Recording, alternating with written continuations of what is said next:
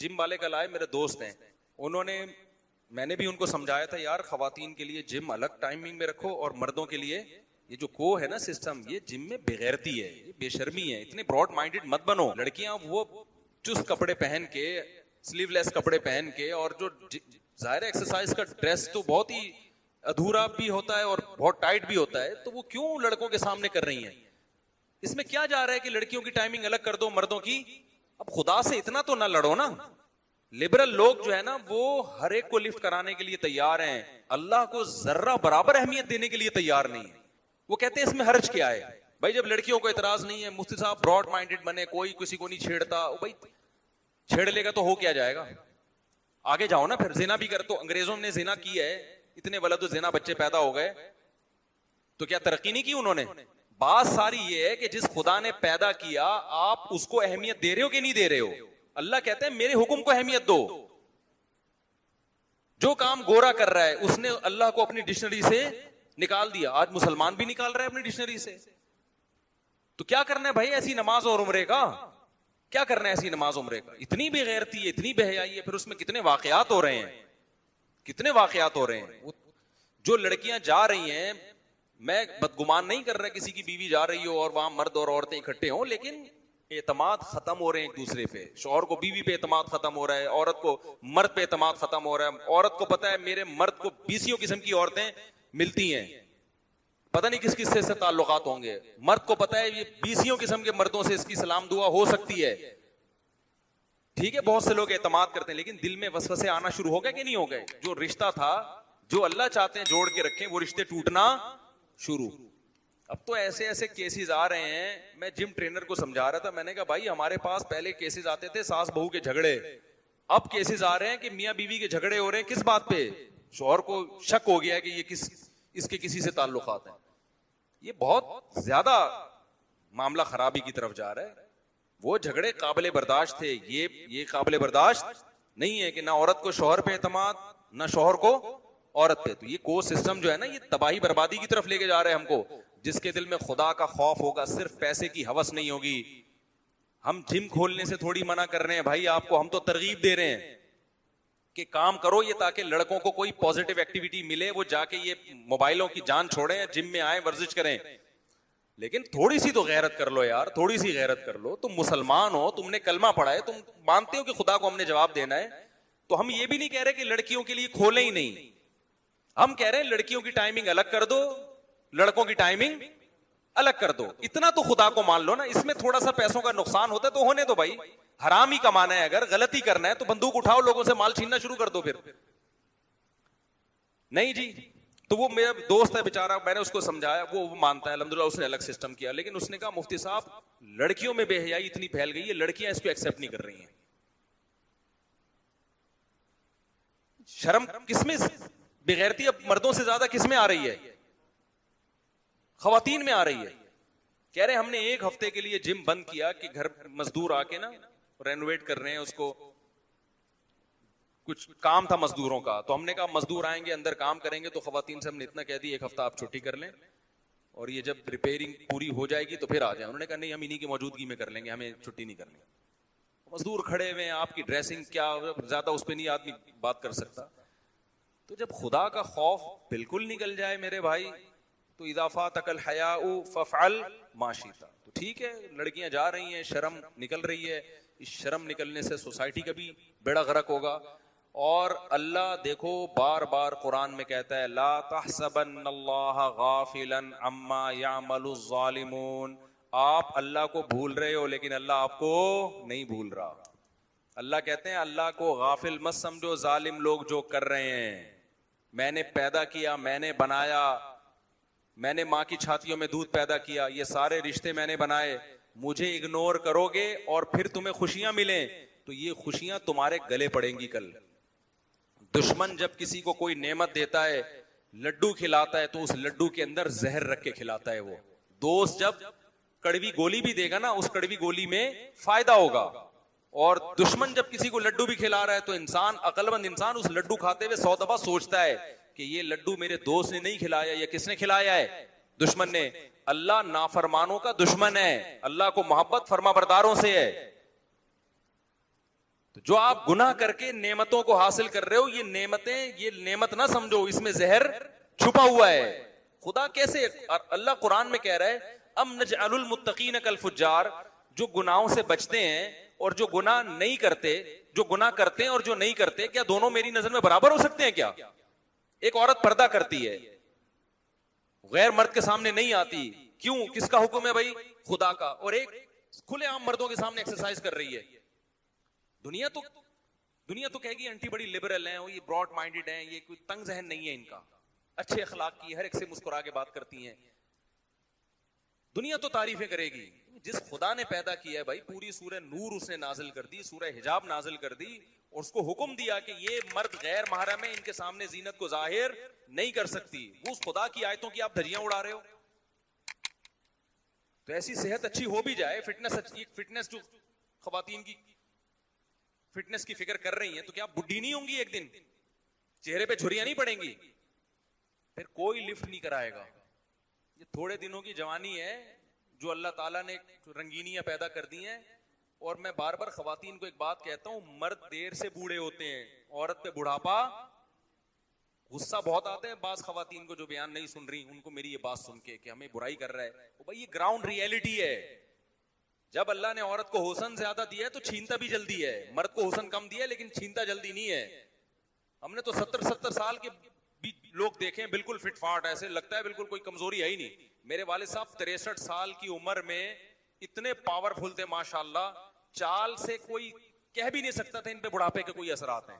वो तो heart attack हुआ, सेहत वेद का ख्याल नहीं करते थे, फौजी थे, बस वो उनको ब्लड प्रेशर चेक करने का शौक ही नहीं था, ठीक है ना, बीपी हाई रहता था। डॉक्टरों ने कहा, उन्होंने कहा यार कोई बात नहीं यार। तो मैं नहीं कह रहा कि ऐसा करना चाहिए, लेकिन वैसे बड़े सेहतमंद थे, चाल ढाल। और लेकिन आप किसी 60 साल की औरत को देखो, वो क्या हो जाती है।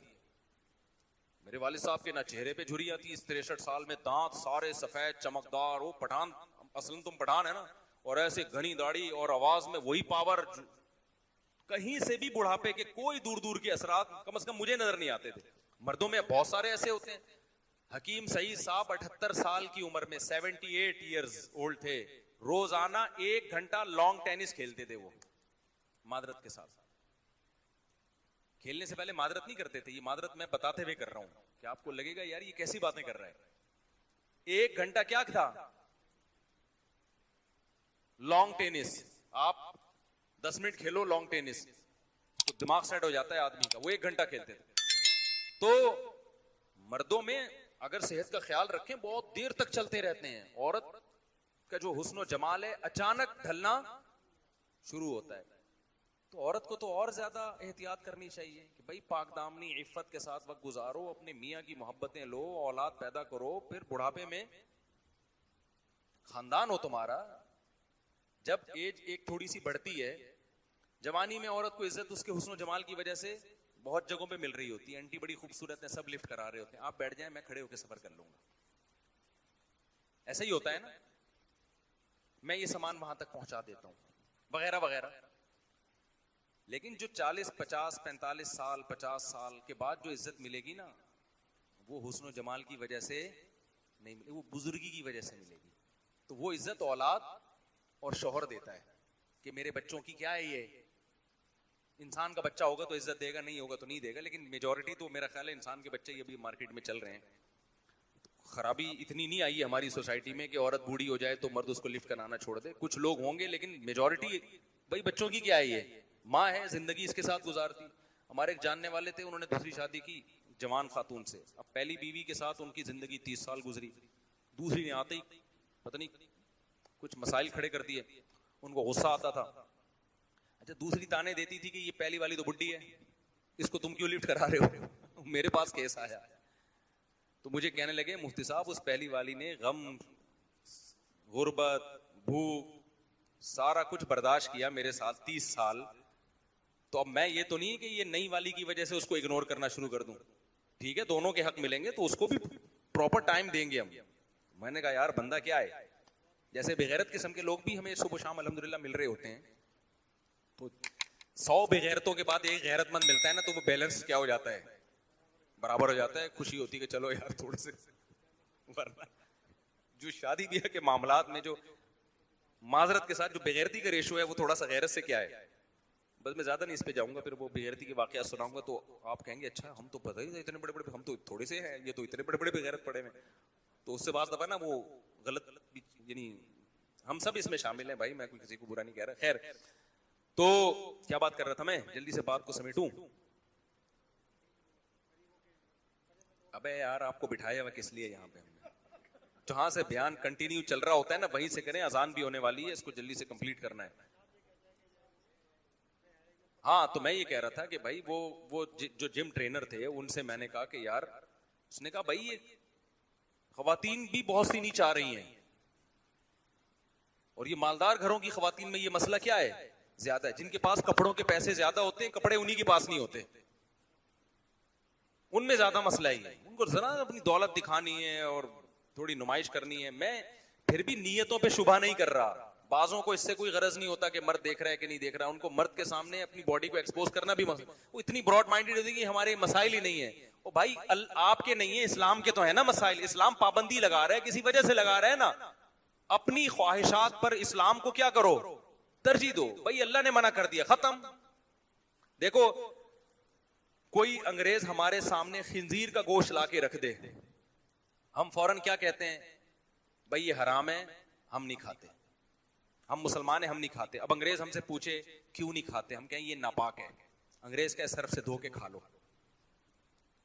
अंग्रेज क्या कहेगा, सर्फ से धो के खा लो। हम कहें नहीं फिर भी नापाक रहेगा। अंग्रेज कहे कि क्यों नापाक रहेगा, इसमें क्या है, कि बीट लगी हुई है, इसमें गोबर लगा हुआ है, बदबू भी नहीं आ रही, सूंघ के देखो, और अगर थोड़ी बहुत आ रही है तो वो टेस्ट गेन नहीं हुआ अभी आपका, ठीक है ना, थोड़े दिन खाओगे तो नहीं आएगी, हमें तो नहीं आती, आपको क्यों आ रही है। ये बहस कभी खत्म हो सकेगी क़यामत तक? कोई लॉजिक पेश करोगे?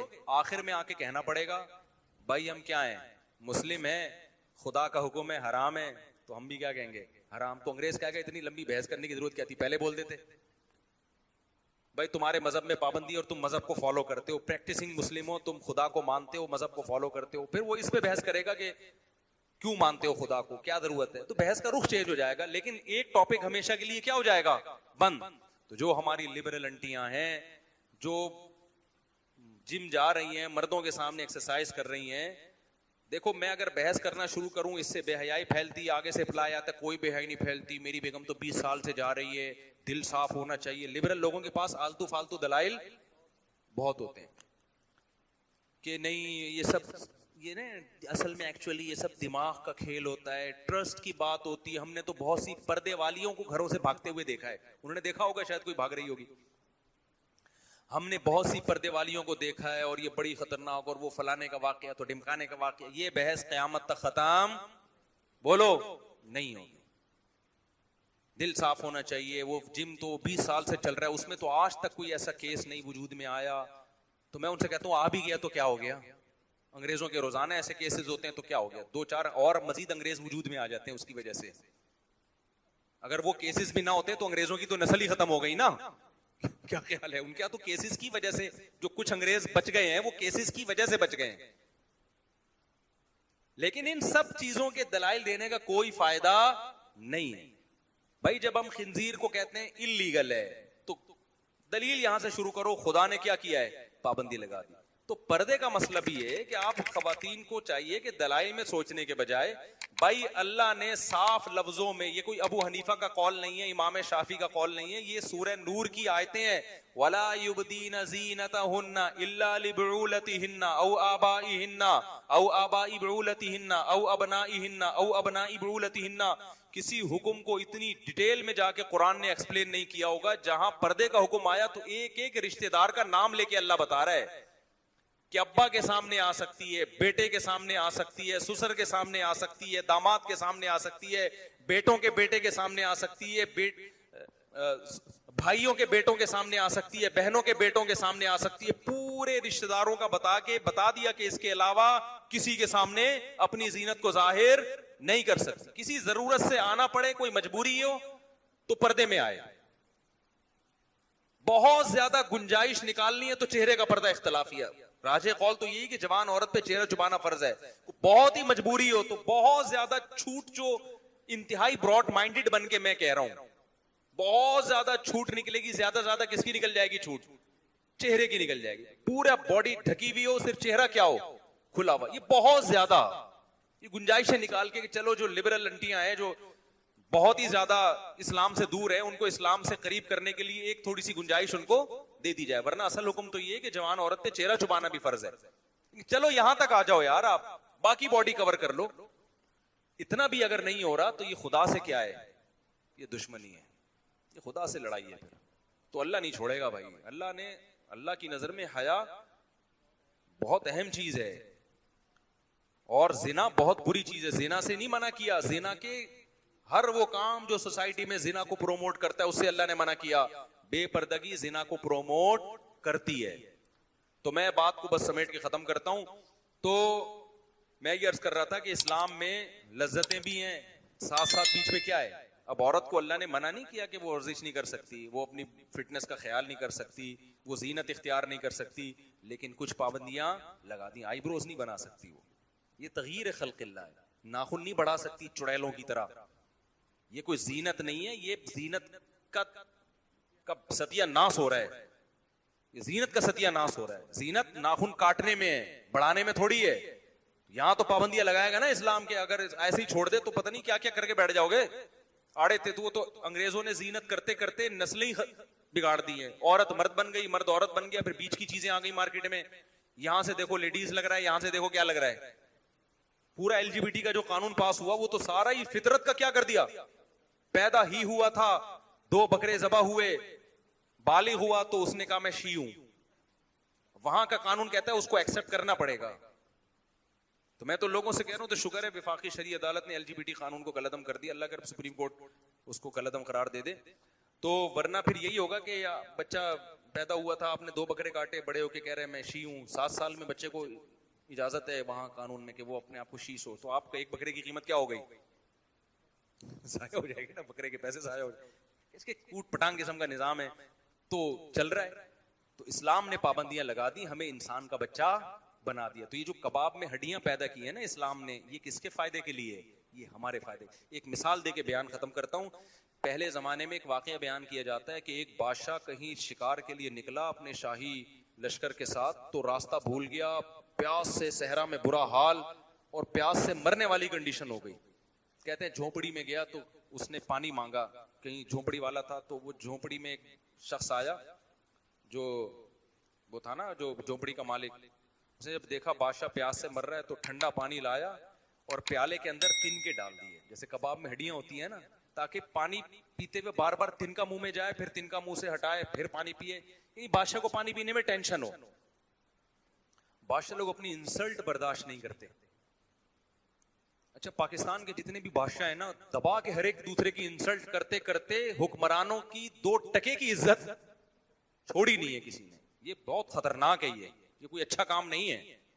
किसी कंट्री में हाकिम चाहे जालिम हो, अगर बिल्कुल ही उसकी इज्जत खत्म हो जाए तो इताअत खत्म हो जाती है और मुल्क का फिर बेड़ा गर्क होता है। तो इतना ज्यादा नहीं एक्सट्रीम लेवल पे जाया करो दूसरे को बुरा भला कहने में, कि एक मुल्क के रियासत की जो सरबरा होता है ना, उसकी वो बिल्कुल ही उसमें और एक चपड़ासी में कोई फर्क ही ना रहे। थोड़ी सी रिस्पेक्ट, चाहे कोई भी हो, किसी खास की, कोई भी वजीर आजम हो, कोई भी सदर हो, भाई एक लिमिट तक जाओ, उससे आगे मत जाओ। खैर, तो उन्होंने क्या किया, बस तिनका विनका डाल के पकड़ा दिए। बादशाह को गुस्सा आ रहा है, मैं प्यास से मरा जा रहा हूं, और लेकिन अब वो कुछ भी नहीं। उसने कहा बाद में गर्दन उड़ाने का हुक्म दूंगा, अभी तो पानी पियो ना। तो पानी पी रहा है, फिर तिनका आ रहा है, फिर पानी, फिर तिनके को हटा रहा है, होते होते घूंट घूंट भर के उसने पानी पिया और सैराब हुआ और हुक्म दिया इसकी गर्दन उड़ाई जाए। कमबख्त तुझे पानी पिलाया है, ऊपर से गर्दन उड़ाई। तो उसने कहा हुजूर मेरी थोड़ी सी बात सुन लें, तो फिर आप गर्दन उड़ा दें। बादशाह ने कहा चलो इसने पानी तो पिलाया है ना, तो बास, वरना बादशाह लोग सुनते कहां थे पहले, गर्दन उड़ाने के बाद कहते थे बता तेरा मसला क्या है। तो उसने बताया कि जी मैंने आपको इसलिए कि इतनी शदीद प्यास में जब ठंडा पानी अचानक आप भर के पीते हैं ना, इससे बाज दफा सडनली मौत हो जाती है इंसान। रिपोर्ट इस तरह के सुने वाकया, शदीद प्यास में एकदम ठंडे पानी की बोतलों की बोतलें और लंबे हो गए। तो मुझे पता था कि मैं आपको जबानी समझाऊंगा, आप इतनी शदीद प्यास में हो लेकिन फिर भी आप क्या करोगे, पियोगे। शदीद प्यास में आप पे मेरी नसीब, तो मैंने बीच में तिनके डाल दिए ताकि ना चाहते हुए भी आप थोड़ा थोड़ा करके सैराब।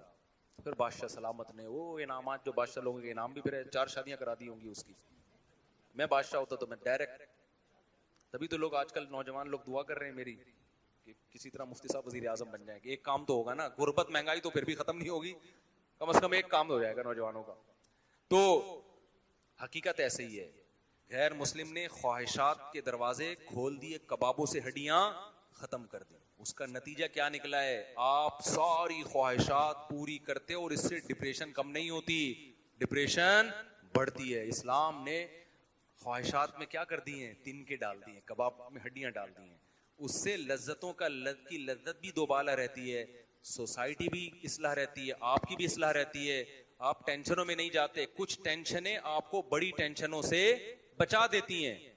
इनफिरादी सतह पे जो गुनाह करते हैं वो इनफिरादी सतह पे डिप्रेशन में जाते हैं, और जो कौम मिन हैसुल कौम इज्तिमाई सतह पे गुनाह करती है वो कौम मिन हैसुल कौम डिप्रेशन में जाती है। मिन हैसुल कौम उसका निजाम क्या होता है, तबाह होता है। गैर मुस्लिमों ने जब खुदाई अहकाम को निकाला ना, अपनी सोसाइटी से बेहयाई को प्रमोट किया, तो जिना के मजे तो लग गए उनको, लेकिन सोसाइटी क्या होने लगी, सोसाइटी तबाह हो गई। ना बाप का एहतराम, ना माँ का एहतराम, ना दादी, ना नानी, सारा सेटअप क्या हो गया। बुढ़ापे में हशर देखो उनका क्या होता है, नशे आ गए उनकी सोसाइटी। क्योंकि जब आप ख्वाहिश करते हैं, पूरी करते हैं, मजीद ख्वाहिश जन्म लेती है, फिर आप कहते हो यार कुछ नया होना चाहिए, नशे की तरफ जाते हैं। जिंदगियां तबाह हो गई नशा कर करके, शराब, नशा, लड़कियों के चस्के। मैंने कितने नौजवानों से मिला हूं जो अय्याशी की जिंदगी से यूटर्न लेके वापस आए हैं, लेकिन इस्लाम था ना उनके पास, इस्लाम ने बचा लिया उनको। गैर मुस्लिम के पास बचाने वाला कोई चीज ही नहीं होती। तो बहुत नौजवानों से मिला हूं जो अय्याशी के इंतहा तक पहुंचे, लेकिन डिप्रेशन में जाने लगे। वो उन्होंने मुझे खुद बताया कि हमारे पास पैसा, नाइट क्लब, शराब, सब कुछ, लेकिन हम देख रहे थे रोज बरोज टेंशन कम होने के बजाय क्या हो रही है, बढ़ रही है। तो फिर वो बताते हैं मौलाना तारिक जमील साहब का बयान सुना, तबलीग में वक्त लगाया, तो हमें फिर आहिस्ता आहिस्ता अंदाजा हुआ भाई ये जिंदगी क्या है, ये बर्बाद कर, क्योंकि देख रहे थे बर्बाद हो रहे हैं हम। तो मुसलमान के पास तो ऑप्शन होता है, इस्लाम उसको घसीट के ले आता है। गैर मुस्लिम को क्या चीज लेकर आएगी, उनके पास तो मोटिवेशनल स्पीकर हैं खाली, वो खुद पी रहे होते हैं, उनकी खुद लड़कियों से दोस्तियां होती हैं, सबकी नहीं होती होंगी लेकिन बॉसों की होती हैं। वो क्या मोटिवेशन करेगा भाई, जो खुद खुदा का बागी है। मोटिवेशन में तो सबसे पहले खुदा का इंट्रोडक्शन जरूरी है ना, कि जिसने पैदा किया उसको तो मानो, वो तो है ही नहीं उनके यहाँ। तो इसलिए जो इस्लाम में जो कबाब में हड्डियां है ना मेरे भाई, ये हड्डियां हमारे फायदे के लिए। हड्डी वाले गोश्त का मजा अलग होता है। मैंने एक दफा क्या किया, मछली से ना पूरी हड्डियां निकालनी, कांटे उसी तरीके से निकलवा के मछली पकाई, मजा नहीं आया।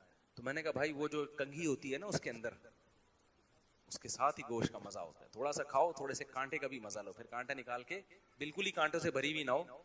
बांग्लादेश के लोग तो कांटों भरी मच्छी ऐसे खा रहे होते हैं, खट खट खट साइड पे कांटे लगा रहे होते हैं, पता नहीं स्पीड पर निकाल के फेंक देते हैं मच्छी अंदर, कांटे साइड पे। वो उनको पता नहीं वो जीन में उनकी ये चीज शामिल। हम लोग तो ऐसे करना पड़ता है कांटा हटाना, लेकिन बिल्कुल ही कांटे हटी हुई मच्छी होती है, उसमें भी लज्जत नहीं होती। थोड़े से कंघी होनी चाहिए कम से कम अंदर, ठीक है ना। तो भाई जो इस्लाम ने पाबंदियां लगाई हैं, ये पाबंदियां मेरे और आपके फायदे के लिए लगाई हैं। तो मुत्तकीन का मतलब मैं जो बता रहा था ना, इन्नहा लतज़किरतुल लिलमुत्तकीन, अल्लाह कहते हैं ये कुरान उन लोगों के लिए नसीहत है जो बुराई से बचना चाहते हैं, जो कबाब में हड्डी बर्दाश्त कर लेंगे, तो उनको बहुत फायदा होगा इस कुरान से। अल्लाह हमें समझने की, अमल की तौफीक अता फरमाए। नमाज होगी, नमाज के बाद थोड़ी देर 10-15 मिनट मसाइल का सेशन होगा।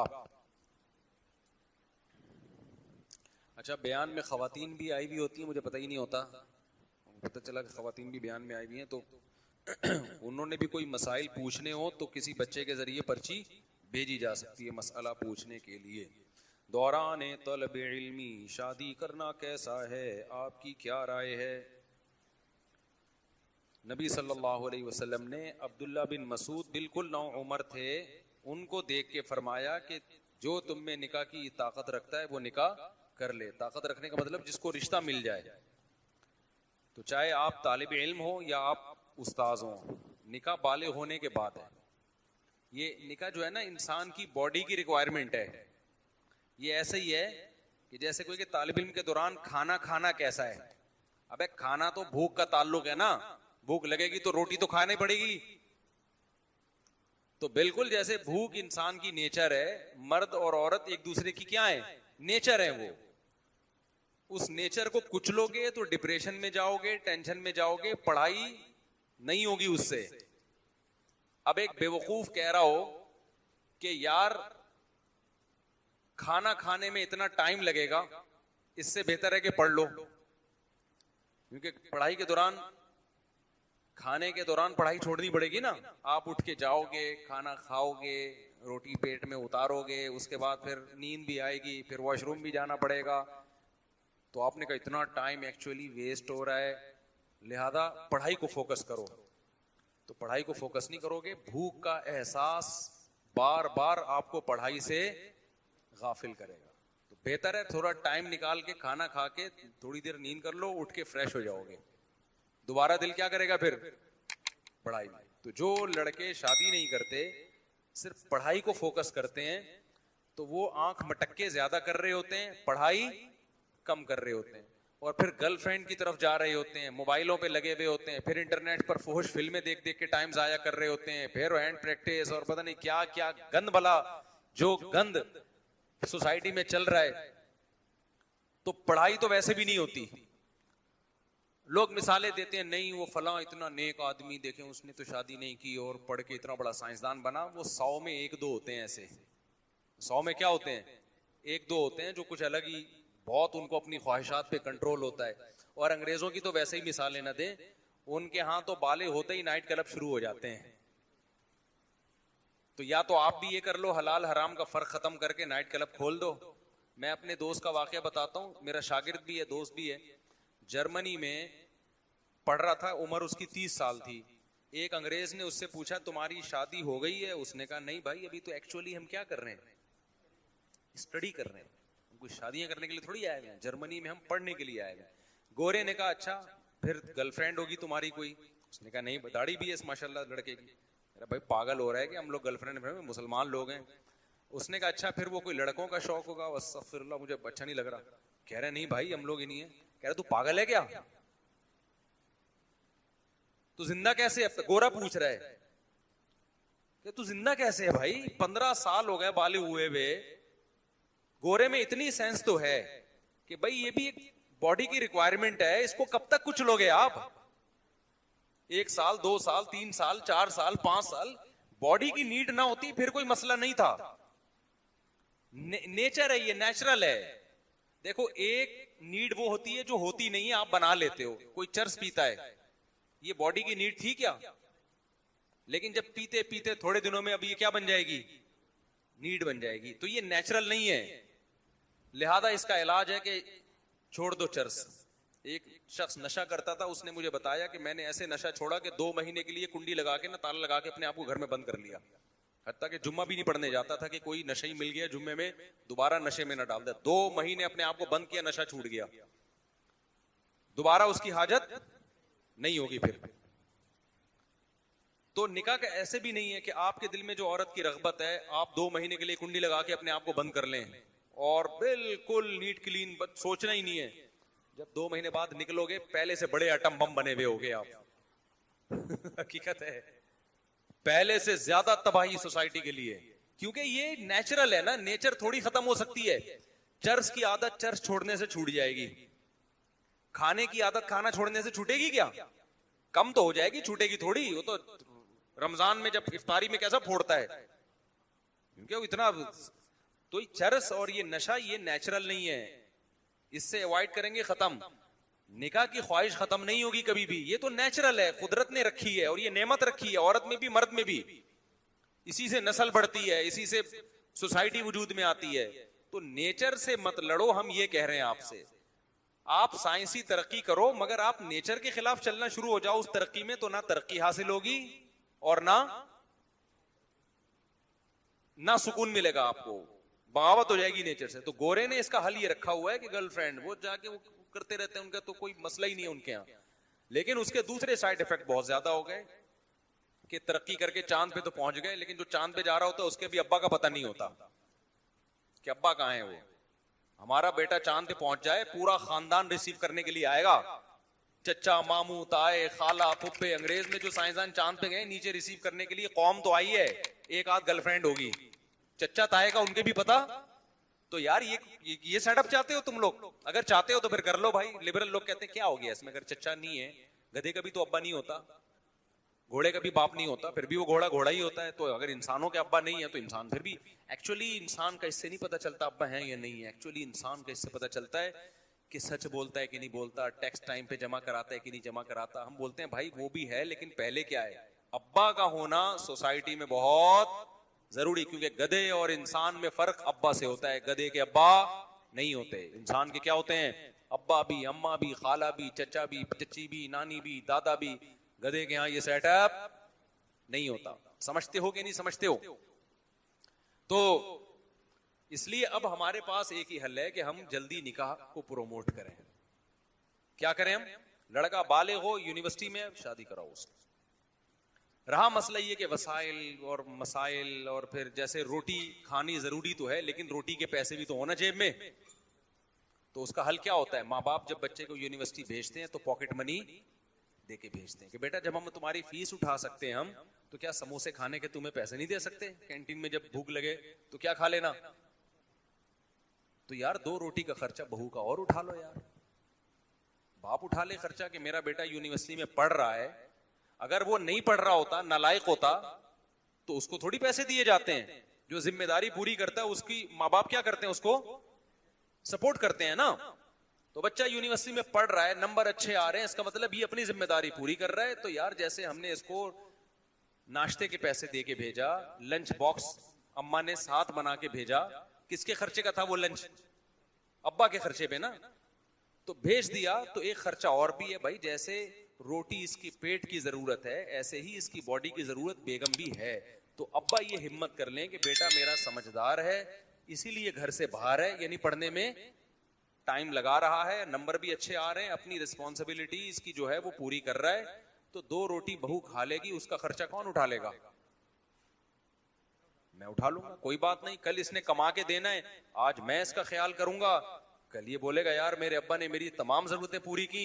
अब्बा अब आप 60 साल के हो गए, अब आप 50 साल के हो गए, अब आप घर में बैठो, कमा के कौन खिलाएगा आपको?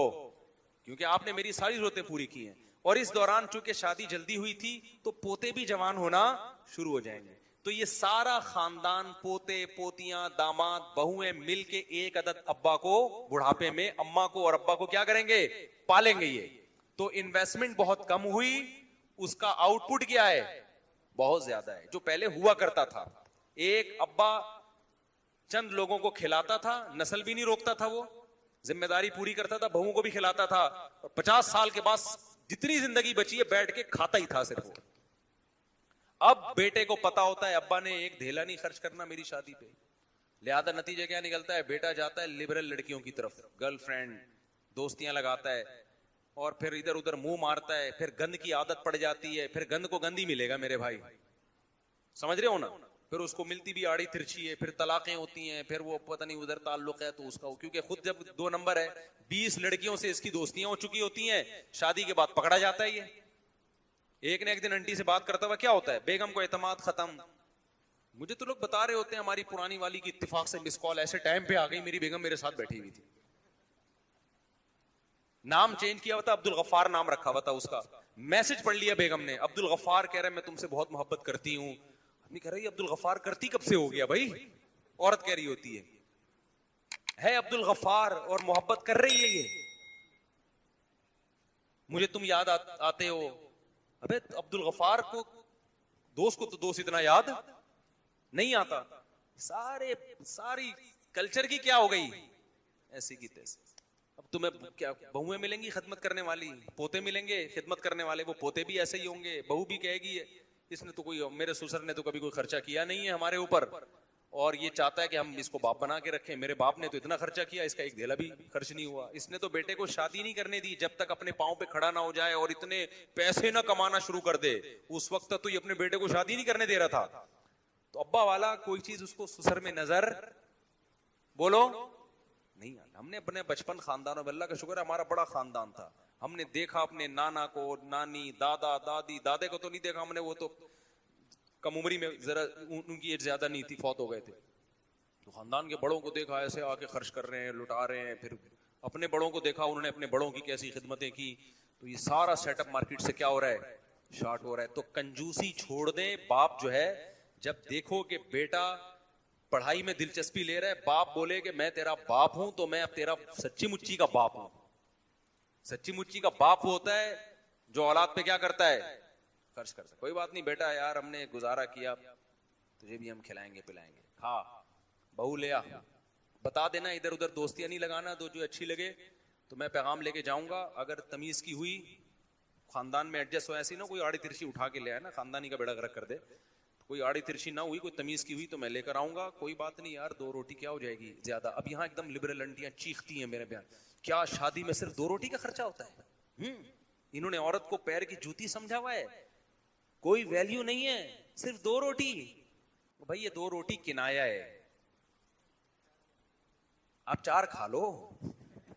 किसने मना किया? सादगी रखो ना, बाकी आगे औलाद होगी, औलाद का खर्चा अल्लाह दे देता है। मेरे हालात से इबरत, मैं बार बार शो मारने के लिए थोड़ी अपने हालात बताता हूँ यार। मैं जब शादियों की बात और बच्चों की बात करता था, लोग कहते थे मौलवी साहब अपनी आमदन देखो और जज्बे देखो। मैं कहता था खिलाने वाला कौन है? अल्लाह खिला रहा है, तो अल्लाह का शुक्र है अब तक खिला रहा है। मेरे सारे बच्चे खुद भी अब दबा के माशाल्लाह सबका अल्लाह नजर बस से बचाए। ऐसा निकलना मुझे नहीं याद पड़ता कि आज तक कभी हमने डब्बा खोल के देखा और आटा खत्म हो गया हो। और जितने हमने औलाद वाले देखे हैं भाई, ये गैब से अल्लाह की तरफ से मिलता रहता है। ये औलाद ऐसी चीज है, ये अल्लाह पे तवक्कुल के बगैर नहीं, वरना फिर वही नतीजा निकलेगा, करोड़ों रुपए कमा रहे बच्चे 2 हैं कि तीसरा आ गया तो खर्चा ना हो जाए। तो ये तो फिर कोई इंतहा नहीं है इसकी। जब खुदा ने माँ की छातियों में बच्चा पैदा होते ही दूध पैदा कर दिया, इसका मतलब अल्लाह ने बता दिया ये सिस्टम किसके पास है भाई बच्चे को खिलाने का? मेरे पास। फिर वो लिबरल लोग कहते हैं दूध ही थोड़ी जरूरत है। ओ भाई, दूध तो एक साइन है, एक अलामत है कि अभी फिलहाल दूध जरूरत है तो दूध पैदा कर रहा हूं। तो ईमान वाले कहते हैं कि इसका मतलब जिस चीज की जरूरत होगी अल्लाह वो पैदा कर देगा। अगर नहीं कर रहा तो इसका मतलब अल्लाह आपको इसी तरह ही रखना चाहता है। वो एक बच्चे में भी रखेगा, फिर ऐसे फिर वो 6 या 7 8 10 बच्चों में नहीं रखेगा गरीब, वो फिर नहीं भी औलाद होगी तो भी गरीब रखेगा फिर आपको। तो इसलिए माँ बाप अपने खर्चे पे अपने जवान बेटों की शादी करा दिया करें। और ऐसे लोग मेरे इल्म में हैं, हमारे जानने वाले थे, मुफ्ती रशीद अहमद साहब से बैत थे, उनका बच्चा मेडिकल कॉलेज में गया। मेडिकल कॉलेज में बच्चा गया है, एडमिशन कराया। मेडिकल कॉलेज का माहौल बाज दफा बहुत खराब होता है।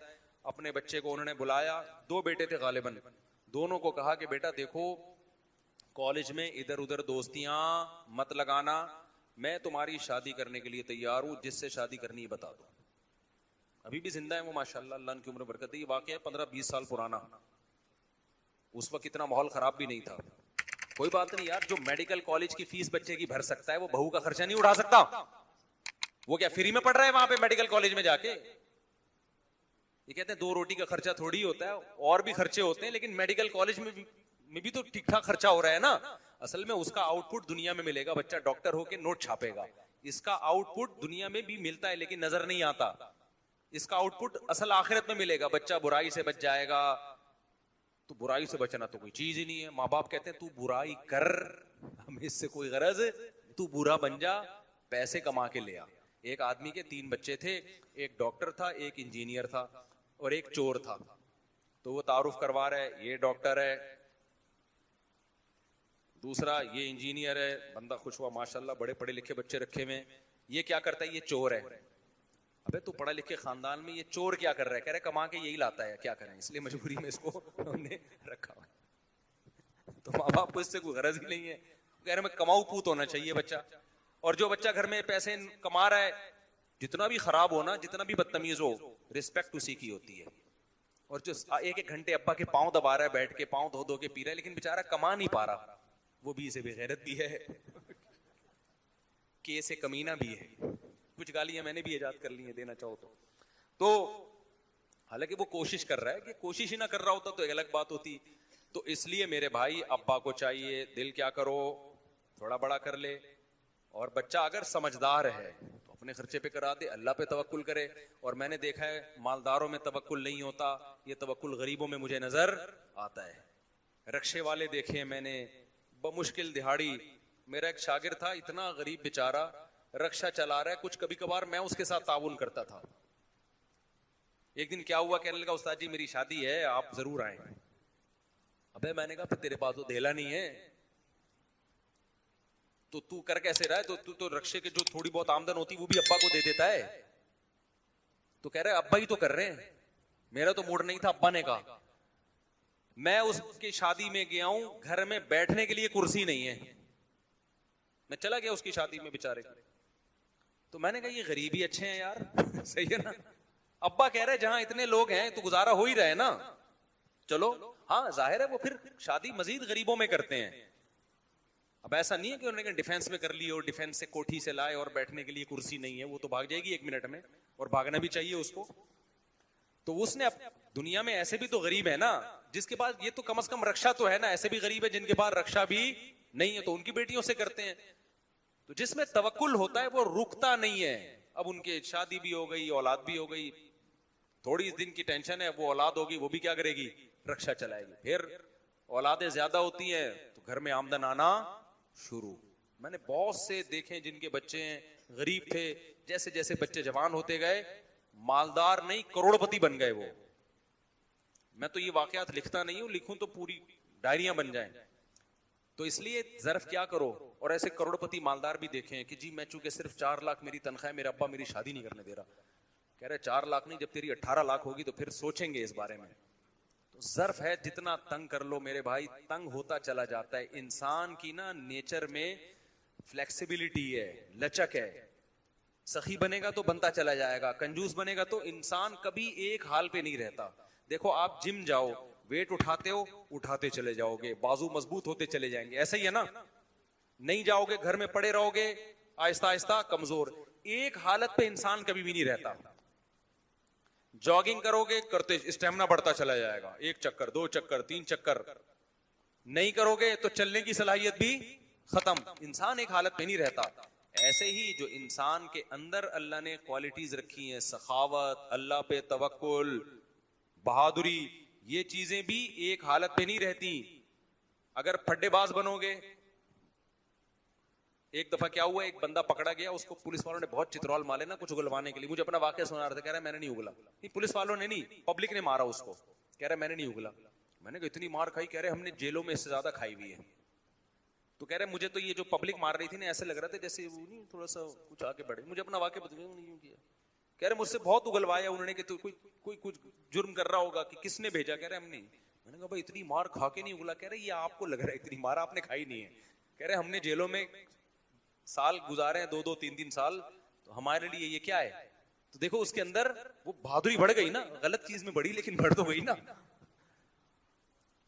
तो इंसान की हालत ये है, बहादुर बनता है तो बनता चला जाता है, बुज़दिल बनता है तो बनता चला जाएगा, बुख कंजूस बनता है बनता चला जाएगा, सखी बनता है बनता चला जाएगा। तो ज़र्फ क्या कर लो, थोड़ा सा बड़ा बड़ा, खुद भी जल्दी शादी करो, बेटा बड़ा हो तो। लेकिन मैं बार बार ये कहता हूं कि यकीन हो कि इसमें सलाहियत है, ये अपनी जिम्मेदारी पूरी करेगा। और आपके पास भी गुंजाइश भी हो ना, गुंजाइश भी हो आपके पास बहू को, क्योंकि शरन बहू का खर्चा सुसर पे नहीं है। तो गुंजाइश अगर है तो फिर दिल बड़ा करके क्या करो, उसका निकाह करा दो। अब्दुल्ला बिन अब्बास ने यही किया, सहाबा यही करते थे। बच्चे जब बड़े होते, हाँ तो वो मेडिकल कॉलेज में पढ़ते थे, उन्होंने अपने बच्चों को कहा बेटा आंख मटक्का नहीं करना, हम खानदानी लोग हैं, तो शादी करनी है बता दो। उनके बच्चों ने कहा करनी है, फौरन कह दिया क्या करना है करनी है। अब्बा ने करा दी, खुश है माशाल्लाह, बच्चे इतने अच्छे डॉक्टर बने, उनकी दाढ़ियां भी हैं, परहेजगार हैं, नमाजी हैं, और डॉक्टर भी बहुत फिर ईमानदार भी हैं। और अगर मेरे भाई वो नहीं करते, थोड़ा सा खर्चा अब्बा बचा लेते, तो ना नेक बहुएं मिलनी थी, ना आगे नेक औलादें मिलनी थी, बच्चे ठरकी बन जाते थोड़े दिनों में। फिर वो ठरक शादी के बाद भी पूरी, एक दफा जब ठरकी बन गया ना, चस्के लग गए लड़कियों के, तो शादी के बाद भी वो चस्के खत्म नहीं होते बहुत से लोगों के। फिर आगे बच्चों को पता चलता अब्बा हमारा 2 नंबर है, आंटियों से पत्नी खाला से क्यों इतनी अब्बा फ्री हो रहे हैं, अम्मी से कभी इतना फ्री हुए नहीं है, क्योंकि ठरकी की ठरक फिर फैलती है। तो एक अजीब सा गैर अखलाकी सा निज़ाम वजूद में आता। अब्बा के शुरू के थोड़े पैसे बच जाते, फिर ये भी अब्बा को नहीं कमा के खिलाते। ऐसी औलाद फिर खुद कमा के भी बहुत खिलाती है। यार अब्बा ने हर वक्त हमारी जरूरत का ख्याल किया, मेजॉरिटी तो अल्हम्दुलिल्लाह ख्याल करती है। लेकिन मैं बार बार कहता हूं इसमें यह जरूरी है कि बच्चे में क्या हो, बहुत ज्यादा सलाहियत हो, और सिर्फ जबानी नहीं हो, प्रैक्टिकली करके दिखा रहा हो, नंबर अच्छे आ रहे हो। क्योंकि अगर ऐसा नहीं है ना, अपनी जिम्मेदारी अमली दावे ना कर रहा हो कि अब्बा आप मेरी शादी कर दें, मैं A+ 95+ तो आएंगे मेरे इंशाल्लाह, आप देखिएगा। तो ना भाई तू 95+ ला के दिखा दे, A1 ग्रेड से पास होके दिखा दे, मैं तेरी उसी दिन तेरी बात तय कर दूंगा। अमल करके दिखाए, जबानी दावों पे कभी भी मत जाया करो, क्योंकि ऐसे केसेस हुए हैं। मैंने अब्बा को मना किया इस कमबख्त की शादी मत करो, वो कह रहे हैं आप कह रहे हो मत करो, मैं कह रहा हूं मुझे पता है ये किसी काम का नहीं रहेगा। तो ऐसे भी वाकयात हैं, अब्बा ने फिर भी कर दी। उसके बाद उसने कहा एक ही गम था कि शादी नहीं हो रही, इस चक्कर में कमाएंगे। अब वो गम अब्बा ने पूरा कर दिया। अब वो पोस्तियों की तरह पड़े हुए होते हैं और बच्चे मेरे बयान सुन के स्पीड से पैदा हो रहे हैं। कमाने के बारे में हमारा बयान उसने गौर से नहीं सुना होता, पढ़ाई के बारे में बयान गौर से सुना नहीं होता, शादियों के बारे में और बच्चों की स्पीड के बारे में बार बार रिपीट करके सुना होता है। तो ना वो पढ़ाई को फोकस कर रहा है, ना वो कमाई को फोकस कर रहा है, वो फोकस कर रहा है शादियों को और बच्चों की स्पीड को। और अब्बा की टेंशन क्या हो रही है, अब्बा कह रहा है मैंने तुझे भी पाल पोस के बड़ा किया, अपनी बेगम को भी पाला पोसा, अब कमबख्त तेरे बच्चों को भी मैं पालूंगा, बहू को भी मैं पालूंगा, मुझे कौन पालेगा? समझ रहे हो कि नहीं समझ रहे? तो मुझे कौन पालेगा? तो ऐसे नालायक बच्चों के साथ ये हरकत कभी भी ना करें, उसमें उसके साइड इफेक्ट ज्यादा हैं। तो जो समझदार है उसको खुद करा दिया करें अपने खर्चे पे, इससे इंशाल्लाह फायदा ही होगा। अल्लाह पे तवक्कुल करो, एतमाद करो। और फायदा नहीं भी हुआ यार, बच्चा नहीं एहसान माना, नालायक हो गया, आपका ज़मीर मुतमईन होगा यार मैंने अपनी औलाद की सारी जिम्मेदारियां पूरी की हैं, क़यामत के दिन मैं क्या आऊंगा सुर्ख लूंगा, अल्लाह मेरी जो जिम्मेदारियां थी पूरी कर दी मैंने, अब ये एहसान का बदला देंगे तो इनका फायदा है, नहीं देंगे तो इन्हीं का नुकसान है। औलाद जो माँ बाप की खिदमत करती है, माँ बाप को इतना फायदा नहीं होता जितना औलाद को होता है। मैंने जिसको भी देखा माँ बाप की खिदमत की ना, आखिरत तो बाद में अल्लाह लाजमी दुनिया में भी नवाजता है उसको। मैंने कोई ऐसा नहीं देखा माँ बाप की खिदमत की और दुनिया खराब हो गई है उसकी। अच्छा भाई दौरान तालमी हो गया जवाब, तो तालिम के दौरान शादी करनी चाहिए, लेकिन अपनी जिम्मेदारी पूरी हो रही हो। और अगर अब्बा नहीं कर रहे ना तो फिर उसका तरीका है साइड में कोई बिजनेस शुरू कर दो। गोरे ऐसे ही करते हैं, वो शादी के लिए नहीं कर रहे होते, पढ़ाई की फीसें निकालने के लिए कर रहे होते हैं। तो बहुत लोग यूरोप जाके पाकिस्तानी ऐसा कर रहे होते हैं, सुबह पढ़ रहे होते हैं, शाम को कहीं जॉब कर रहे होते हैं कि यार पढ़ाई की फीस हम अदा करें। मैंने बहुत यूरोप में, इटली में, जर्मनी में बहुत लोग देखे हैं। तो जब आप यहां पढ़ रहे हो तो आप साइड में कोई बिजनेस कर लो कि यार मैं एक अदद बेगम को क्या कर लूंगा, पाल लूंगा। शुरू में टेंशनें होंगी, लेकिन ये टेंशनें आइंदा के लिए आपको बड़ी टेंशनों से बचा लेंगे। फिर अगर अब्बा आपको रोकते हैं कि नहीं तुझे तेरे खर्चे पे भी नहीं करनी, फिर अब्बा की बात मानना लाजिम नहीं है, फिर नहीं मानो। बोला अब्बा मैं अपने खर्चे पे कर रहा हूं, जैसे आपके अब्बा ने आपको मेरा अब्बा बनने से नहीं रोका तो आप भी मुझे किसी और का अब्बा बनने से नहीं रोक सकते। अब्बा बनना हर एक का राइट है। अब्बा कहेंगे मैं तुझे अब्बा बनने से नहीं रोक रहा, मैं कह रहा हूं अभी मत बन, तो आप कहें अब्बा ऐसा अब्बा कहां से लब्बा, ठीक है। अभी बनने तो बुढ़ापे में अब्बा बन के क्या मिलेगा भाई, मुझे दादा बनना है 40 साल की उम्र में, ये बोले अब्बा को मुझे क्या बनना है, दादा बनना है। जी